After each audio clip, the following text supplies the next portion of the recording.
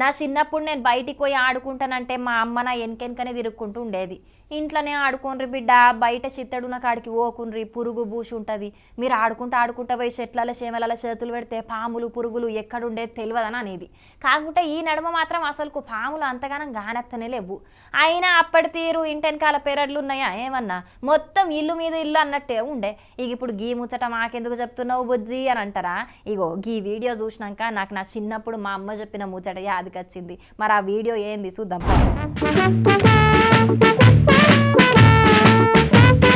వాయమ్మనే, పాంపిల్లలు మా తక్కువలేవు కదా, చూస్తుంటేనే పానం గజ్జుమంటున్నది కదా. మరి కాదా నుల్లా, ఏసి కింద కూకుంటే ఒకటే పరి దాంట్లోకెంచి ఒక పాంపిల్ల మీద పడితే ఎట్లుంటది? గుండెకాయ కొట్టుకునే సప్పుడు బయటికి సుతం ఇనత్తది, అగో గంత బుగులు ఉడుతుంది కదా. మరిగా అసలు ముచ్చట ఏందంటే, విశాఖపట్నం జిల్లా పెందుర్తిలుండే సత్యనారాయణ అనే అన్నోళ్ళ ఇంట్లున్న ఏసీలా పాంపిల్లలున్నాయన్న ముచ్చట తెలిసి పాములు పెట్టేట ఆయనను విలిపిస్తే ఇవన్నీ బయటపడ్డాయి. మరిగా ఆ పాము ఎప్పుడు పోయి దాంట్లో గుడ్లు పెట్టిందో ఏం పాడో తెలియదు గాని దానికి ఏడ జాగ దొరకలేదో, లేకుంటే ఏసీలైతేనే పుట్టే పిల్లలు మంచిగా సల్లగుంటాయని అనుకున్నదో, మొత్తానికైతే ఏసీలనే అడ్డబెట్టింది. మరిగ జనాలు మీరు సుతం ఎండాకాలం వచ్చింది కాబట్టి మూలకేసిన కూలర్లు, ఏసీలు, ఫ్రిడ్జ్లను బయటికి తీస్తారు కాబట్టి జర చూసుకోండ్రి, దేంట్లో ఏముంటాయో ఏం తెలియదు కాబట్టి జర పైలంగుండుండ్రి సర్నా.